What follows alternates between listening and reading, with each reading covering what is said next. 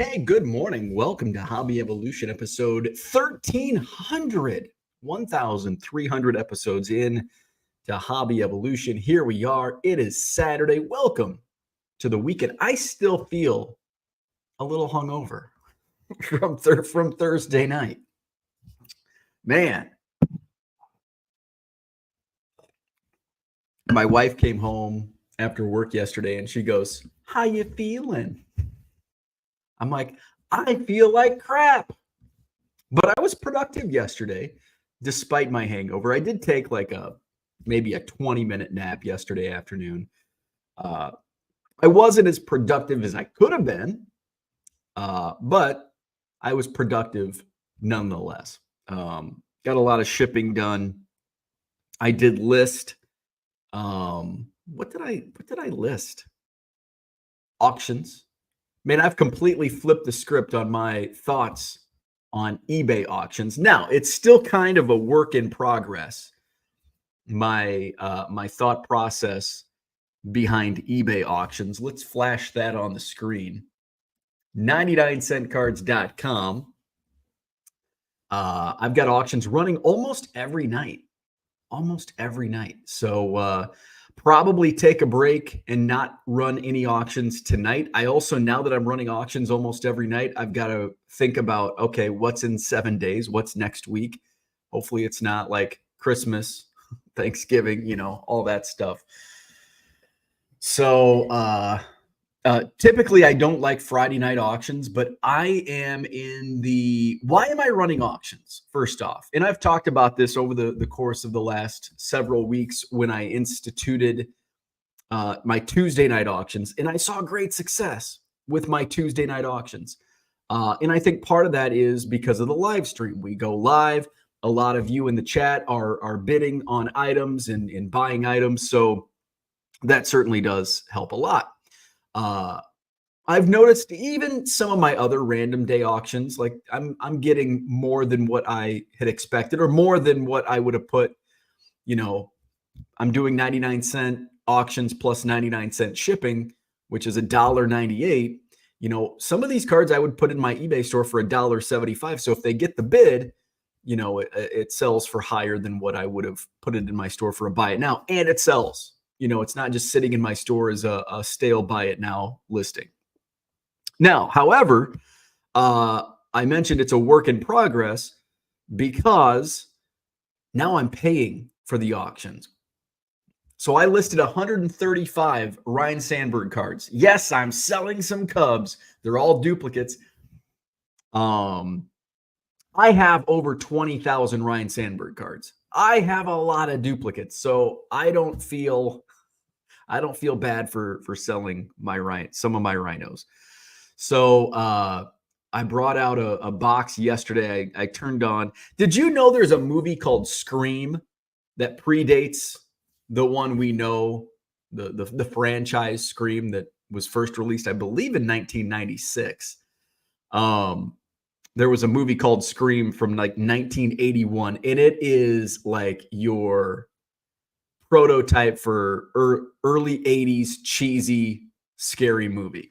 It's called Scream. I believe it's on Tubi. So if you're so inclined, if you're looking for some horror in the month of October, check out Scream. It's a real shitty movie, but hey, that's kind of why we watch 80s horror movies. Anyway, I had that on. I don't pay close attention because it's a shitty 80s movie. So I grab and I'm like, I am starting to move some of the Cubs stuff. It's turned from the duplicates have turned from PC to inventory. I have a 4-row. I've got probably 2 or 3 4 rows of Sandberg sorted. So I pulled one of those out and, just went through and found cards that I knew were duplicates. Yes, there are. And there are 3 Rhino rookies up for bid. I've got the Topps, Fleer, and Donruss copies of the Ryan Sandberg rookie card. All 3 are up for auction, 99centcards.com. So there's 135 total. I've got all 3 rookie cards, the mainstream rookie cards. I've got an 84 Topps, 85 Fleer and Donruss, 85 Topps, 87 I've got some new stuff, inserts from the modern. There's a chrome silver pack, the national 2019 card, national exclusive. So there's quite a few random. There's some what I would consider common Sandbergs, just because I have a bunch of them. But they might not be common to you or someone else that's collecting Ryan Sandberg. So those auctions went live last night in my eBay store, 99centcards.com. So check those out. I've got auctions, nothing tonight, but I do have auctions ending Sunday night. And I do, actually, that might be something I do today, is list some football. I think I'm going to kind of do Sunday night auctions are going to be kind of reserved for football. Tuesday night is going to be kind of my premier auctions, where it's the better, I would say better stuff. And kind of like oddball stuff as well. So we're going to reserve just some of the stuff that's fun to watch on a live stream, right? Not a bunch of base cards that may or may not get bids. For a live stream, we want to have some excitement. We want to see bids coming in. We want to see things sell for more than 99 cents. So I'll save some of the good stuff, most of the good stuff, for our Tuesday night auctions, where we live stream starting at 7 p.m. Central. So that's where I'm at on eBay auctions. So going back to I'm paying. So all 135 auctions I listed last night, I had to pay an insertion fee. So 15 cents times 135, it's about $20. So I had to pay $20 for those auctions last night. Now you do, when an auction sells, you get refunded your 15-cent insertion fee. So it comes down to listing liquid items up for auction. And I know there's going to be auctions that don't sell every single auction. In the Sandberg auction, there's some like 91 stuff. There's some stuff that's probably not going to get a bid, probably not going to sell. And I just pissed away 15 cents. But sometimes you don't know what those items will or won't be. Sometimes it's a surprise, like, oh, wow, I didn't think that would get a bid, and it sold. So sometimes, we take that 15-cent risk running some of these auctions. So I'm going to see, I'm closely monitoring the percentages, how much of a percent of these 135 auctions will sell, and kind of go from there. I'm planning on, my initial thought, if I stick to my plan with what I list, I'm looking at a 70% sell rate on my auctions. That's my hope. Now, the Sandbergs that I listed last night, 135 auctions, I don't think I'm going to hit 70%. I think it's going to be closer to maybe even 50%. So, I'm looking at $10 in wasted fees, and hopefully what does sell makes up for that plus some, and we don't lose money on these auctions. So that's something I'm going to be closely monitoring here as I have to pay for these insertions. I'm already paid. It was 11 days in. I already had to start paying insertion fees on my auctions. So check out my eBay store, 99centcards.com. And we've got auctions. How many auctions do I have? I've got a ton of auctions right now, listings. Let's see. Can we go to, it's actually a lot easier to find some of this stuff from outside, from like somebody else looking at my store, like just going to the link, 99centcards.com. Auctions with bids. That's not what I want. Yeah, I'm just going to go to my website and do it from there. So let's see, newly listed. There's the Rhino auctions. One of the 91 score, or 93, was it 93 score? Does that have a bid? Has a bid. 93 score all-star, the kind of the cartoon, has a bid. So there we go. Okay, so we want to go auctions. 489 auctions currently running in my eBay store. 489 auctions. So get your bids in, 99centcards.com. Over how many total items do I have in my store? 58,610. So getting close to that 60K mark. So that's kind of my strategy on the eBay auctions. I've been having fun with it. I've been selling stuff. I'm to the point where, I know I probably said as recent as a few months ago, I hate eBay auctions, and I do still in some capacities. I'm not going to run a Michael Jordan auction again on a lot. I'll run singles at auction, but I'm not going to run a Michael Jordan 100 card lot, 50 card lot at auction. I'm not going to run lots. Now, will I run like a Bo Jackson, Ken Griffey Jr., Frank Thomas, Mike Schmidt? I've got Mike Schmidts coming out of my I'm shitting Schmitz. I've got so many. I might run a 100 card Mike Schmidt lot at some point. I've got Nolan Ryan's coming out of my ass. I could run a 100 card Nolan Ryan lot at auction, and I'm going to get pennies on the dollar. But I've got so much of it, it's just time to move it, right? So that's kind of what I'm looking at some of these auctions. Now, when it comes to like some of the non-sports stuff, or and we're talking singles now, hockey, soccer, I'm just going to roll that at 99 cents because I don't have to look up comps. I know what an 85 Kirby Puckett rookie sells for. Now, I've been putting some of those on auction, but I can list those and be like, okay, this is what I'm going to set the buy it now price at. But hockey, soccer, other stuff like that, I have no idea. We're just going to run it at auction, so I don't have to spend the time looking at comps, and bidders set their own comps on those cards. So that's kind of my strategy moving forward. Let's go to the chat. We've got Herman in the house. What's up, Herman? Good morning. Todd's here. Good morning. Kyle's in the house. What's happening? Dan is here. Good evening to you. Donald Davis is on the Spoon River Drive. This is week 2, I think, right? Week 2 of the scenic Spoon River Drive. Cardboard Corners in the house. Good morning. Red Light 34 is here. What's up? Happy Saturday. BPL in the house, preparing for a big show tomorrow. Hey, speaking of that, that's something else that I'll be preparing for today. I'll be set up in Janesville, Wisconsin tomorrow at the Janesville Card Show. Come see me right when you walk in the door. I'm right there in the front entrance. I'll have bargain boxes. I'll have dime boxes, dollar boxes. If you saw me at the last Janesville show 2 months ago, it's probably going to be similar stuff. Although I will have baseball. I didn't bring any baseball last time, so I will bring a bunch of baseball. I'll try to bring a bunch of football, and I think I'm just going to mark everything down to dimes. My quarter boxes will now be dime boxes for the Janesville show tomorrow at the Janesville Holiday Inn Banquet Center, right off Interstate 39, Janesville, Wisconsin. Red Light 34 says, drinking when you get older, it hurts. Yeah, and my problem, piggyback here with Herman, 2-day hangover, that must have been a hell of a night. And it wasn't really a hell of a night. It was just what I was, basically it wasn't a bar crawl because there's only like three bars, but there was 20 stops, and it was all craft beer.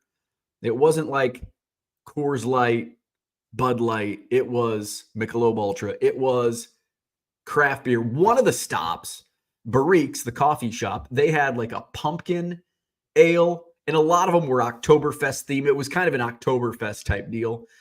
And they had a pumpkin ale that was 12% ABV. That's potent. And they serve it in 5-ounce glasses. And I should not have taken that, or maybe just had a sip and tossed the rest out. But I drank all 5 ounces, and I think that's partially what did me. And all the 19 other stops. Now, I think 2 of the stops were non-alcoholic. The very first stop, which didn't help. It's like I needed the non-alcoholic somewhere in the middle. The very first stop was non-alcoholic, and it was like a Blue Moon NA, which didn't taste too bad. And then there's which is ironic to be on like a bar crawl. It's alcohol-free, like boutique. It's all non-alcoholic drinks. That was towards the end. So that was kind of a nice reprieve from the alcohol. So it was the craft beer that did me in. It was a craft beer that did me in on Thursday night. Where we at? Brian says, good morning. No hangover here, but tomorrow is a new day. There you go. Tomorrow's a new day. Does that mean tomorrow's going to be a hangover day? Red Light wants to know any rookie rhinos. Yes, 3 rhino rookies up for auction in my eBay store. 99centcards.com. I've got the 83 Tops, 83 Donruss, 83 Fleer. All up for grabs, 99 cents. Shipping is combined. Just wait for an invoice and you're good to go. Orlando's here. What's going on? Hey, by the way, catch Orlando in about 90 minutes. He'll be on Hobby Hotline this morning over on the Bench Clear channel. I think Orlando is joined by Dr. James Beckett this morning on Hobby Hotline. Cooter, good morning. He's on I-35 South heading to Galveston for a week at the beach. How about that? Beach bum Cooter. Herman says, enjoy yourself, Cooter. Orlando says, drive safely. Andy Max in the house. Good morning.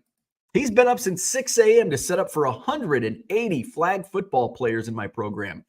And the West Aurora Blackhawks 7-0, averaging about 50 points a game. Holy moly, West Aurora. My Anawan Wethersfield Titans were in action last night. And they played at Farmington. The Farmington Farmers. What a name. And it's, literally right in the middle of cornfields in Farmington, Fulton County, which I believe Farmington, by the way, also part of the Spoon River Drive, I believe. They're ranked number 2 in state in Class 2A. My Anawan Wethersfield Titans, they're a 1A program. And they're 2 of their best players have been hurt. Both got injured in the first game. And I don't think either of them have returned. Zeb might have come back. But they played them well. It was 8-6 was the final score. My Titans lost at Farmington, the number 2 ranked team in state. And I think my Titans are like, playoffs are not even, it's not a guarantee because I think if West Aurora 7-0, so I think the Titans are either 3-4 or 4-3. So they still have to, win 1 or 2 games to lock up a spot in the postseason. So, but they played well. It was 8-6. Farmington, the last couple minutes of the game was great. Farmington was driving with an 8-6 lead in the last couple minutes, kept picking up first downs on little quick out passes, got all the way down to like the 10-yard line and threw an interception in the end zone. So the Titans had the ball with about a minute and a half left in the game, down 8-6 on the 20-yard line. And the first was like they ran an option, which I thought was a weird, but I wasn't watching the game, so I don't know how Farmington was defending the option. So they may not have been defending the option well. So it's like, let's run the option. Plus you can get to the sideline and, stop the clock. But so I think it was no gain. It was either a loss or no gain on that play. And then the second play, they throw a pass down the middle, picked off. So that ended the game. So 8-6, Farmington holds off my Anawan Wethersfield Titans. Zach and Porter say, with all your inventory, have you thought about a second platform to sell on? I'm glad you asked. I am glad you asked. I have, and I am. Check me out on Collects, COLLX. I've got over 3,000 cards already listed on the Collects platform. I've sold 315 or 325 cards on Collects. So check out my store, COLLX, download the app, and buy some of my cards. I've been listing Cubs cards over there, my duplicate Cubs on Collects. I've got some other stuff, cards as low as 25 cents. So check me out on Collects and buy some cards there too. Strung Out NY, what's happening? Good morning. Is this on YouTube mainly? So I think so. This is my YouTube channel. It does stream to Twitter. Oh, you've got so that's how I know where people are commenting from. So Strung Out NY is commenting from Twitter. Okay, cool. So yeah, so it originates. I record it on StreamYard and then farm it out to YouTube and Twitter. My 1 Million Cubs, I think it's 1 Million Cubs Project is my YouTube name. So hit me up with a subscribe to the channel thing, like it on YouTube, all that good stuff. Andy Mack says 18 times 5 equals 90 ounces of craft beer. Holy fuck. No wonder I felt like shit yesterday. 90 ounces of craft beer. Now, I did probably throw out, I did after like the 6th or 7th stop, my buddy's like, you got to pace yourself on these things. And sometimes you got to dump out some beer. So I dumped out 5 ounces. So maybe it was 85 ounces. What's 85 divided by 12? 85 divided by 12. 7. Ooh, that's 7 craft beers. And, most of them are above 5%. I'm used to drinking like beers in the 4s. Spotted Cow's 5%, but, Michelob Ultra is like 4.2. Coors Light, I think, is like 4.6 or 4.8. So, yeah. So 80, 90 ounces of craft beer plus that was just on the crawl part of it. After the bar crawl, we went to the Village Green, the last stop, and I think I had 2 Coors Lights there. So no wonder I felt like shit. John says virgin cocktails is what the ladies call them. Aha, virgin cocktails. Zach says, Orlando, are you a new host? Congrats. Don't let Klein haze you. Baby oil meter is high. Red Light says hi to John. Orlando says, I'll be Dr. Beckett and Adam this morning. Jewish holiday for Rich. What holiday is it?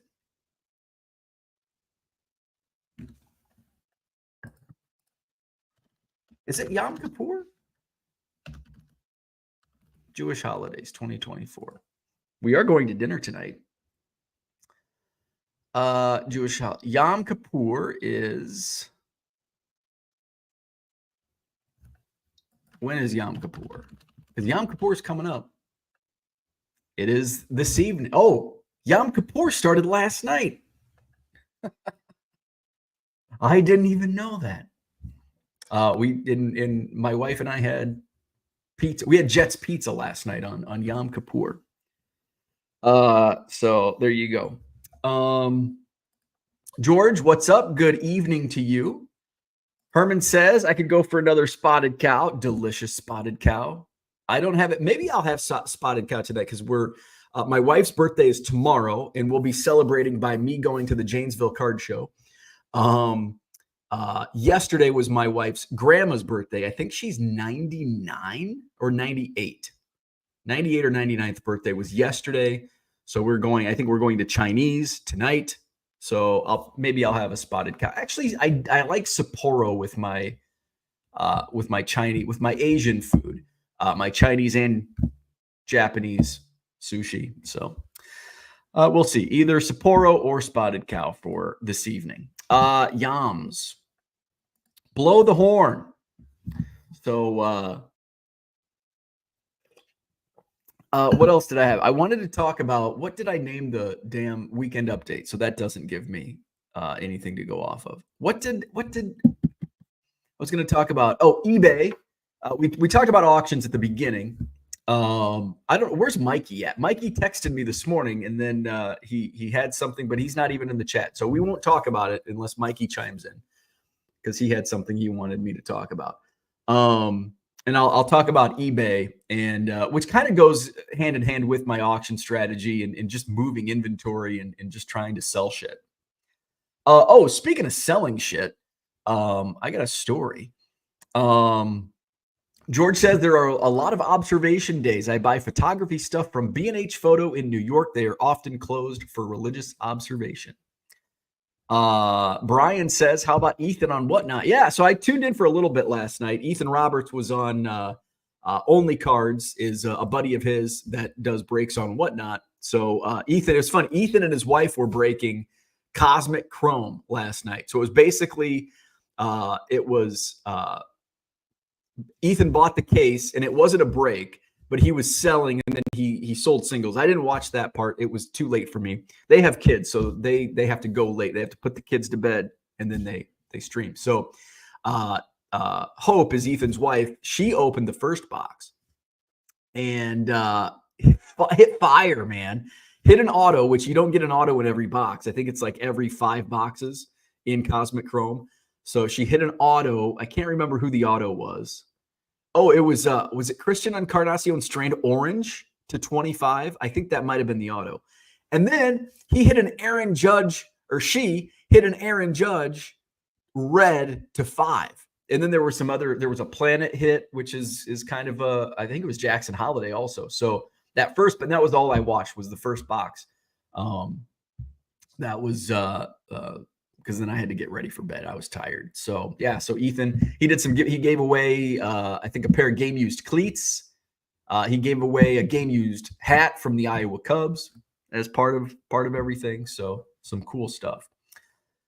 There's Mikey. Mikey has joined us. Found a Magic Bird rookie for $40 and a Goodwill pallet. So Mikey's in the Goodwill pallet game. So yeah, I think Mikey wanted to know, your question was on sorting Goodwill pallets, how I go about it. And every Goodwill pallet is different. And this kind of goes hand in hand with what I sold last night on eBay. Every pallet is different in terms of what it contains. There's been some duds. Now, even the duds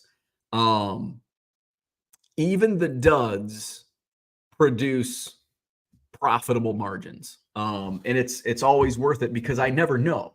And you can never tell. If you find a Goodwill pallet or see pictures of a Goodwill pallet, they all look the same. It's a chance. You are risking, and I don't know what other areas, I don't know what are in those. So I couldn't, is there going to be a Bowman Chrome auto Mike Trout or a Walter Payton rookie or a Mike Trout rookie or whatever else I've found? Not too often have I found big hits. I pulled, so the Trout rookie was in pallet 1. I think the second pallet was the Marvel promos that were in there. One of them sold for $500. What else have I sold for in the hundreds? There was a Giannis rookie ticket stub that sold for over $200.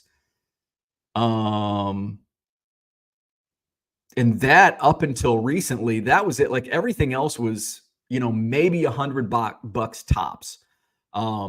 The last couple pallets though produced the Jeter SP rookie, the Cal Ripken Jr. 82 traded, Tom Brady card that sold for like $150. So I've had a nice little run on the last couple pallets, but there's been a lot of duds in there, and there's a lot of stuff that you just have to like, oh, do I really want to get my hands dirty and dig through this garbage bag of cards?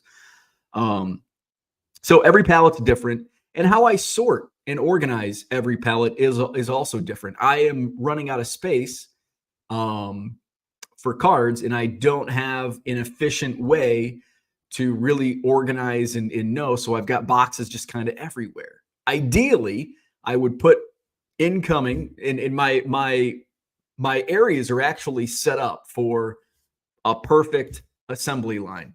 They come in from the garage, they go to this shelf that's unsorted. And then from that, pull the boxes down, sort them, and then they either funnel to another shelf that's all eBay, which is still being utilized in that fashion. That's the eBay shelf.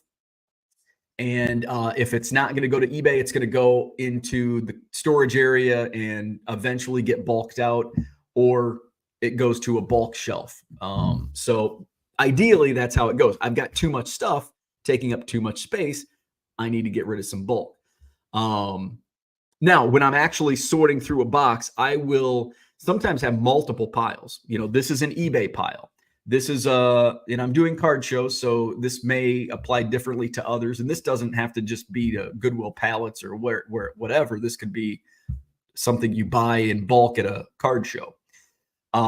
You buy, or I sort in a pile of eBay, and then there's quarter box, dollar box, whatever it might be, sorted by sport.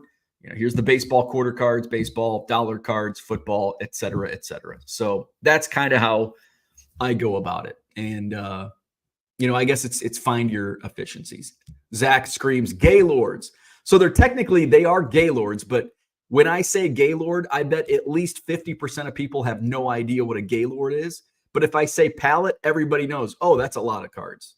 A Gaylord, what the hell's a Gaylord? So technically it is a Gaylord, but a Gaylord is just a box on a pallet. So I feel a pallet is a perfect description for the bulk Goodwill. So that's how I sort. Also, in one of the recent pallets, one of the last ones. I don't think it was the most recent one, but it was a couple pallets ago. There was a box filled with ticket stubs, like mostly Wisconsin Badger ticket stubs.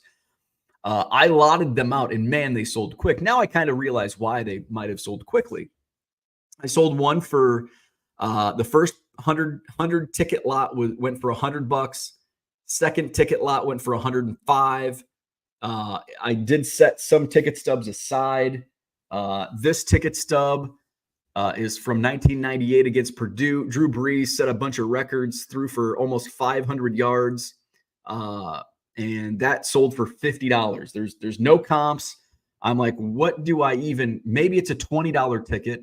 Maybe it's a $200 ticket. I don't know. I'm like, what am I happy with getting? If I sell it for $50, I think that's pretty good. I listed it for $50 and it sold in 30 minutes. I think I sold this one also, Wisconsin versus Michigan from 1999. And that sold for $20. And then a couple other ticket stubs. These have not sold, but $70 in the same night I listed them. So I was pretty happy with that.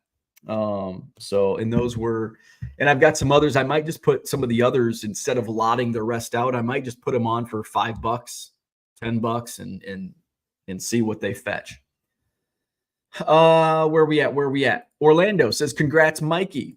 George says, I watched a Cosmic Chrome box break a couple days ago, and it was brutal. $400 box and got a bunch of horrible name parallels. Is that how much they are?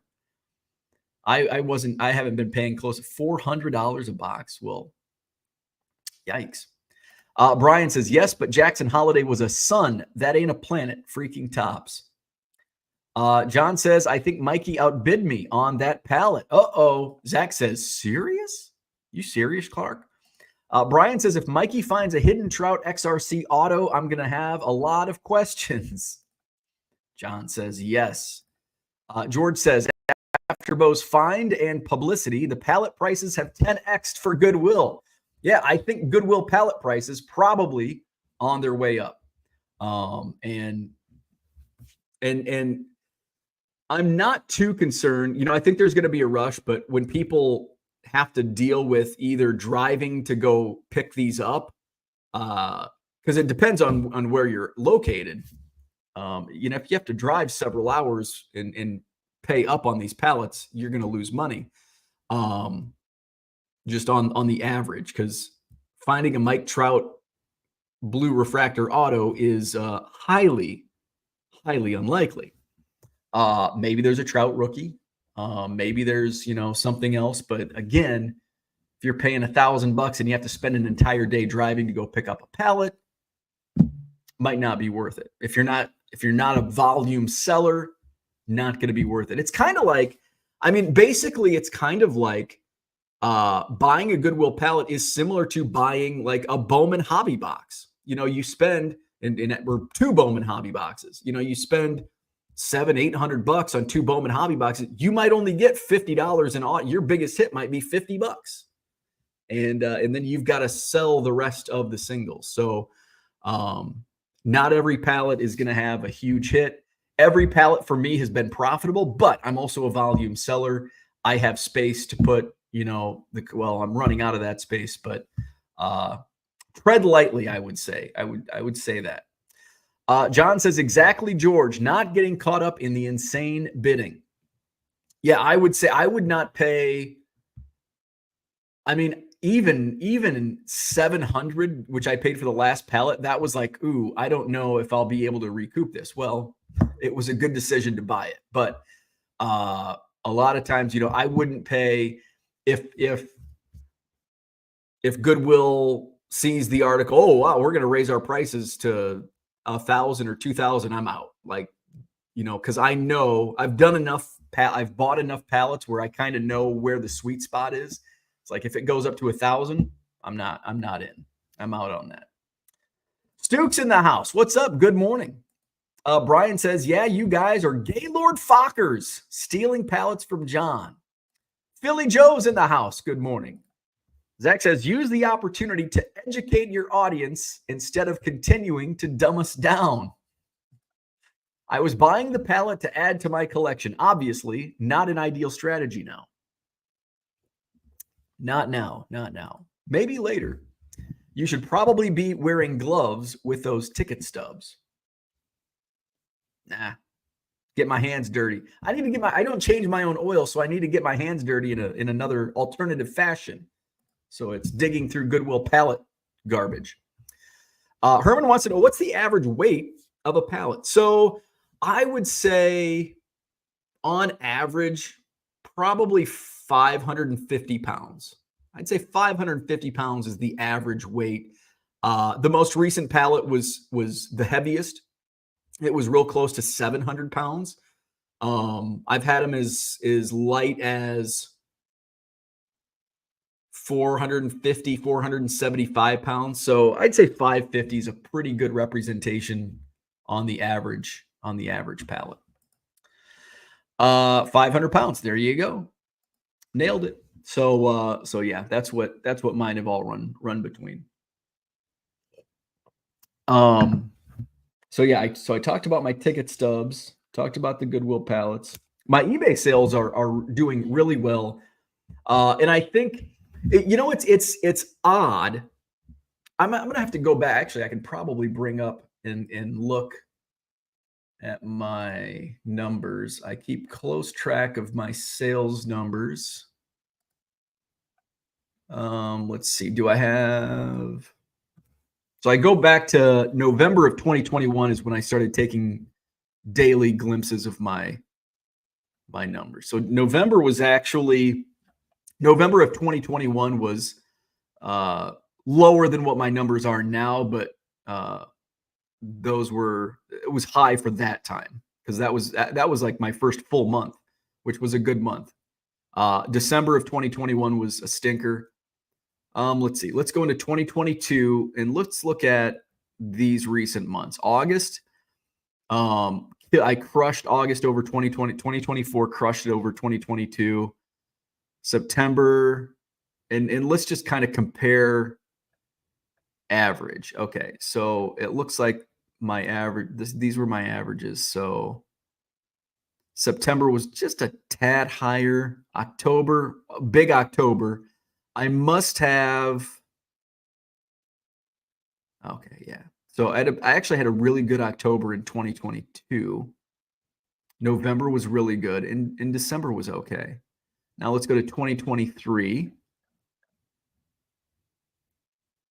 September, October was down last year. So I had a really poor October. In fact, I think I've made more in the first 11 days of October than what I did all of October last year. Let's see. Let me just confirm. Where's my October numbers?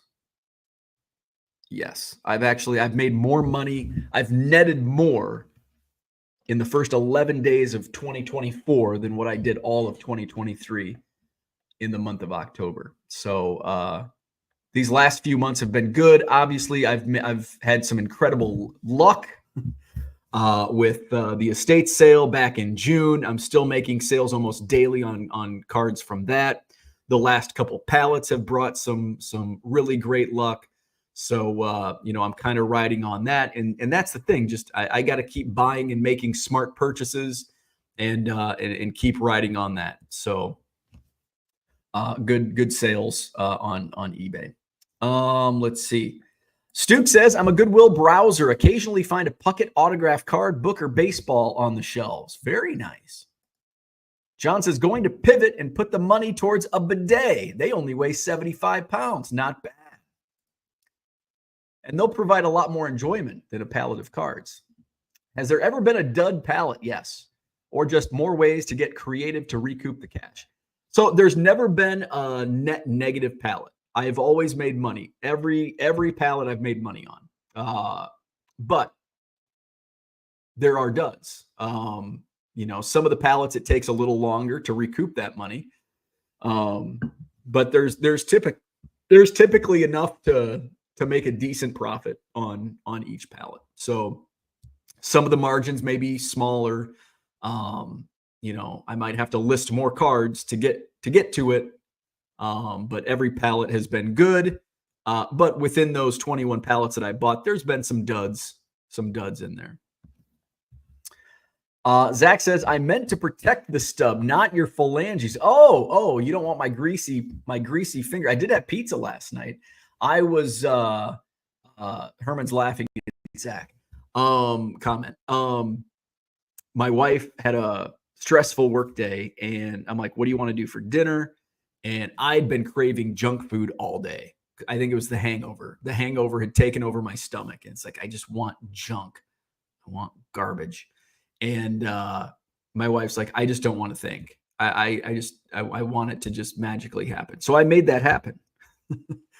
And then she was on a work call, and I'm like, we're ordering Jets pizza, and my wife has actually really turned on to it. So I knew I was not making a poor decision. So we had some Jets pizza. It was delicious. I did wash my hands after eating Jets pizza and before I started going through my ticket stubs. So there you go, Zach. And my wife was happy that I made the decision, and I went and picked up the pizza, and she liked the choice. Terry's in the house. Good morning. Jody says, good morning. I'm in Tampa and just got power back late yesterday. Was able to print labels. I plan doing another listing today. Well, good to hear everything's well for you. Your power's back on.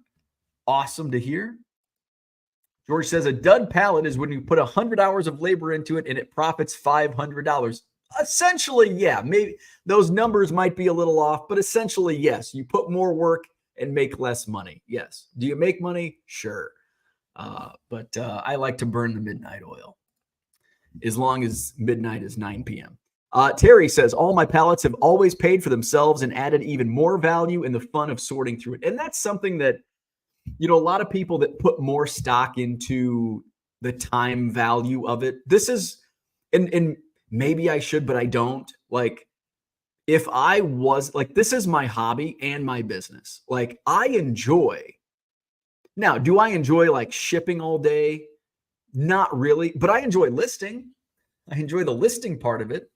But I know when I'm shipping items out, that means money's in the bank. So it is a good thing. But what would I be doing? Even say I want to cut my workday off at 5 o'clock. I don't have other hobbies, especially now. I pulled my garden. I guess I could ride my e-bike or go fishing, but I don't. What I like to do is lay on the couch and list cards. And that's where I find enjoyment. So it's not like I'm not counting hours. Like, it's entertaining for me. Like, I don't see that as a downside. So I don't need to say, I need to make X amount of money per hour on my business. I don't see it that way. I need to make X amount of money. Now, if there comes a time where it's like I'm overwhelmed and I can't handle the workload, then I may have to rethink some things, but I'm not at that point. So I don't look at it like that. And Terry brings up a great point here where there's more value in the fun sorting through it. Yeah, I would much rather, and I like opening wax. I've got a case of Allen and Ginter coming the end of the month. I'm looking forward to it. It's a fun rip. That is something that I think I paid. What did I pay? $1,500 for it. And now I didn't buy it to lose money, but if I have to put 100 hours in to make $500, but I enjoy it, cool. Because there is value in opening the packs for me, not for everybody, but for me, I enjoy that. I enjoy opening packs of certain products. And I find even more enjoyment digging through a Goodwill because you don't know what you're going to find. It might be a bunch of junk wax. God, if I see another copy of 91 Fleer, I'm going to throw up.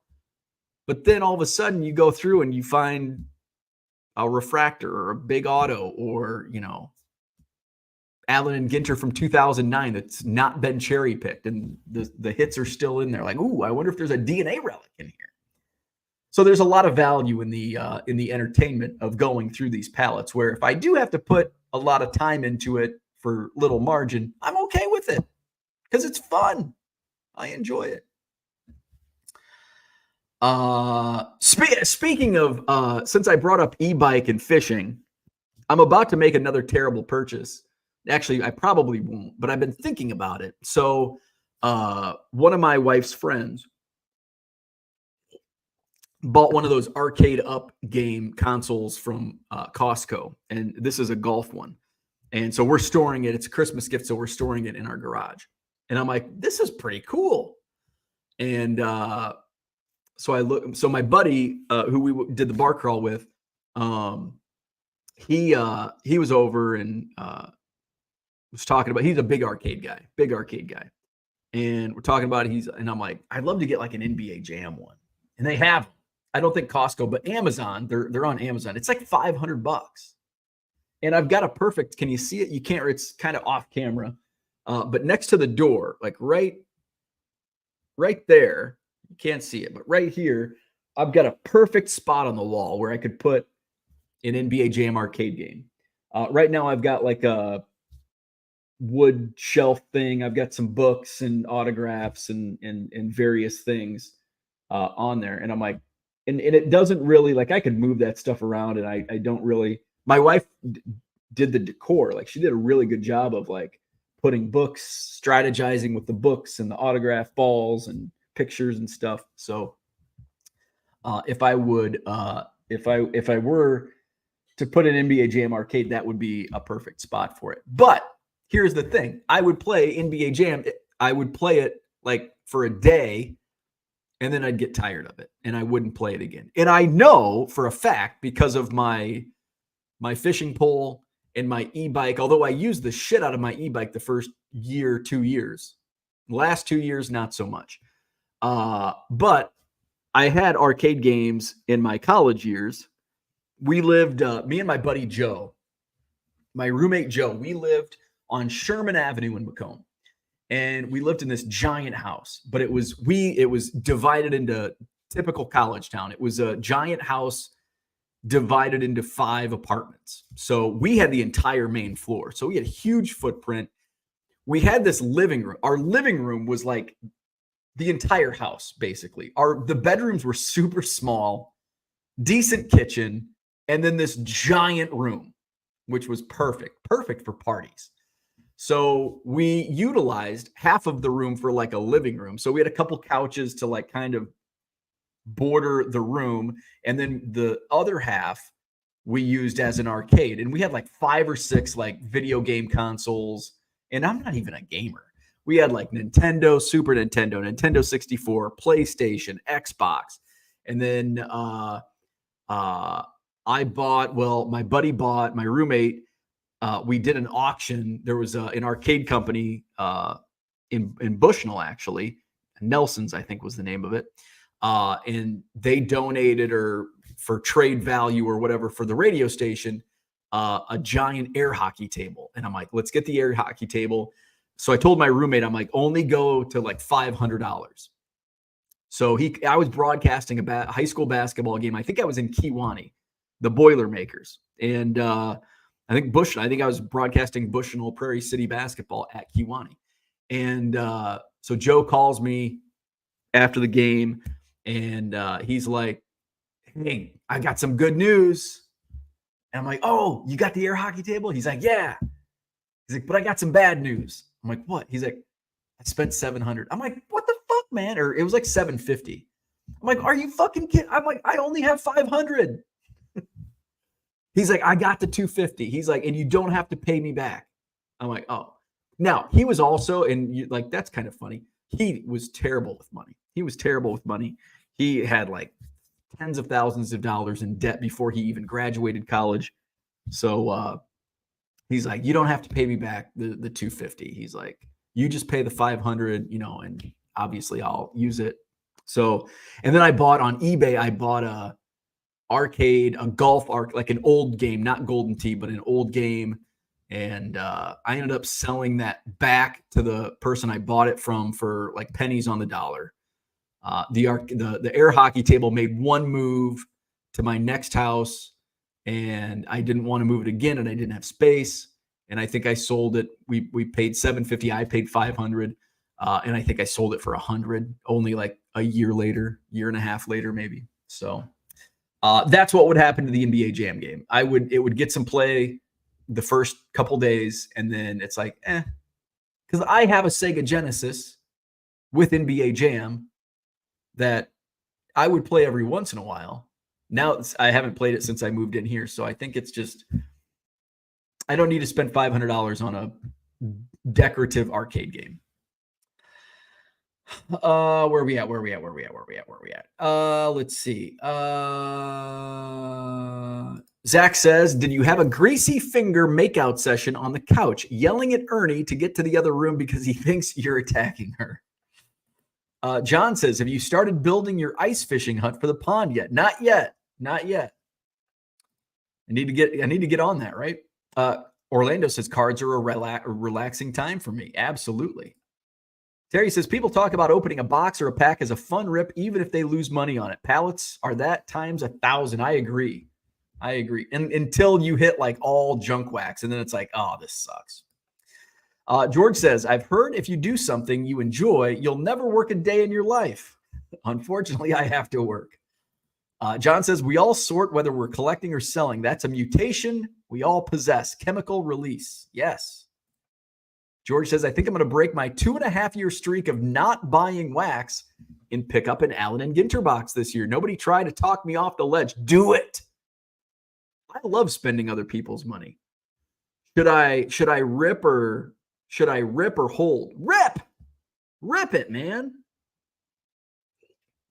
Never hold, always rip. There's the link to the Arcade Up.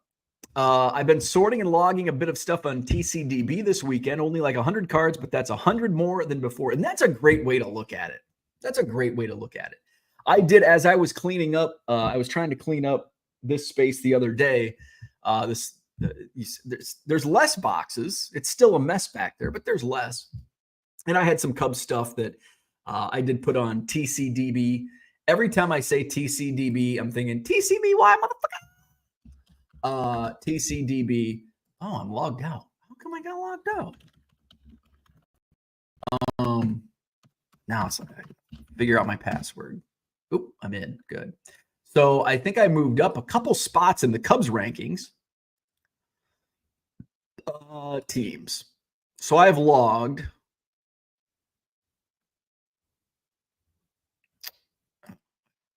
over 9,000. I have 3,580 unique Cubs logged on Trading Card Database, which is 183rd so far. But I've only logged like 10,000 cards total.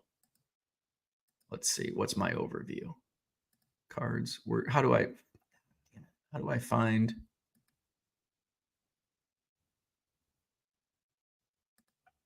My collection. Oh, there we go. I have logged 9,575 total cards, and some of those are not even Cubs cards. So not too many, but maybe a dozen or so. Actually, no, more than a dozen, because I've got a ton of Dylan Cease listed or logged. John says, I can explain the value of a lot of things to my wife. An arcade game certainly isn't one of them. No, same here. If I were to spend money on a video game console, or my wife would not be too thrilled. Terry says, I had a cocktail table Galaga years ago. Such a fun game. Oh, very cool. Dan says, if I were to buy a piece for a man cave, it would be a Super Chex Bubble Hockey. Interesting. I don't know if I know what that is. That dude from Duryea says, I got a full-size Area 51 on Marketplace, then a Joker poker machine. Very cool. George says, I also replied to a message that somebody sent 9 months ago. I'm very good with checking messages. I also hold that gene of being terrible with replying to messages, where it's like sometimes I see it pop up on my phone and I think I replied to it and I never did. Brian says bubble hockey is awesome. Now I gotta look bubble hockey up. Let's just Google. Let's Google Super Checks bubble hockey. Oh, that is super cool. Super expensive depending on where you find it. Let's share that so people can see what I'm wowing at. Super Checks Pro. That's a pretty damn. So that's a pretty damn cool thing. Look at that. That is freaking cool. Super Checks Pro. There you go.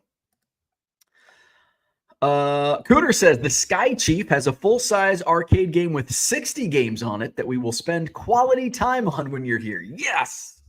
Yes. John says you need a partner to play bubble hockey. That's true. That is true. That's the dark side they don't tell you about. Yeah. And I never have people over. So that would not be a good. It's cool, but not for me. I would certainly not buy bubble hockey. I think that's all I had for today. Hit the like button, subscribe to the channel, visit my eBay store, 99centcards.com. I've got auctions running almost every night now. 135 Ryan Sandberg cards were added last night. 3 rookie cards, 3 Rhino rookies are in my eBay store at auction, 99-cent auctions. Some new inserts, bunch of oddball stuff. So check those out.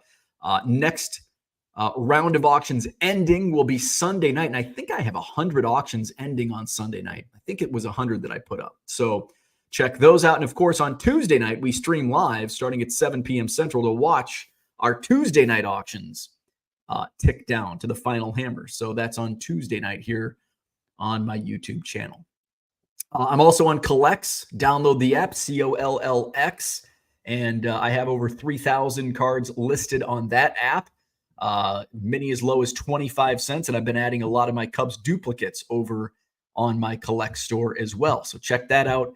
I am 1 million Cubs. Easy to find me. 1 million Cubs everywhere, including Collects.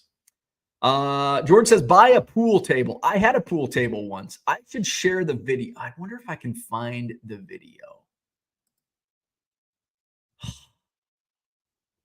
I have a video. So I had a pool table. I'll just, it'll take me too long to find it. But a friend of mine, this was post-college years, but I was still in my 20s. I acted very college. I had a friend who had an outdoor, it was originally not intended to be an outdoor pool table, but it was an old pool table and it went in his garage. So he played pool. He was moving. He's like, I don't have do you want the pool table? I'm like, yeah. So I had a really big deck. My dad built a deck on the back of my house in Macomb. And so I had this giant deck and I put the pool table on the deck. And I just put a tarp over it, when it rained. So, it was truly an outdoor. It was it had been weathered before. And so it was not a very accurate pool table, but I'm not a pool player. So it didn't matter. So anyway, when I graduated from college, when I went back later on, graduated, we had a graduation party. I was drunk and surprise. And we had my pool table and it's let's destroy the pool table. My initial, and I'm glad I didn't go through with this because I'd probably have a back problem.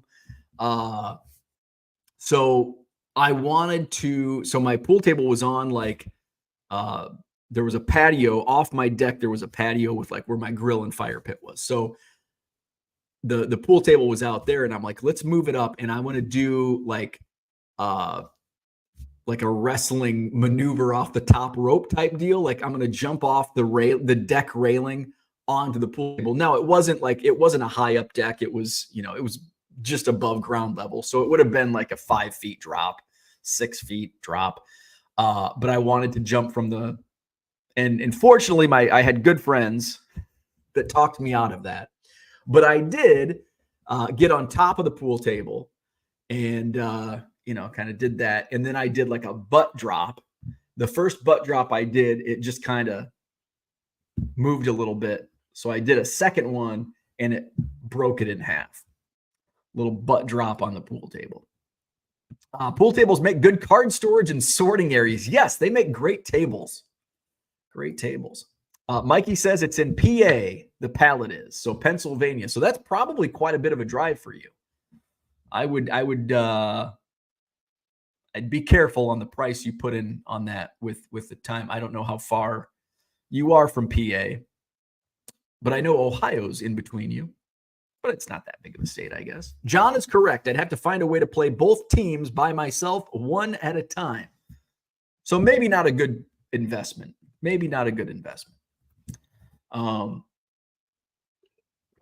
All right, now I'm done for the day. Don't forget Orlando. Our friend Orlando is on Hobby Hotline this morning, which starts in less than an hour over on the Bench Clear Media channel.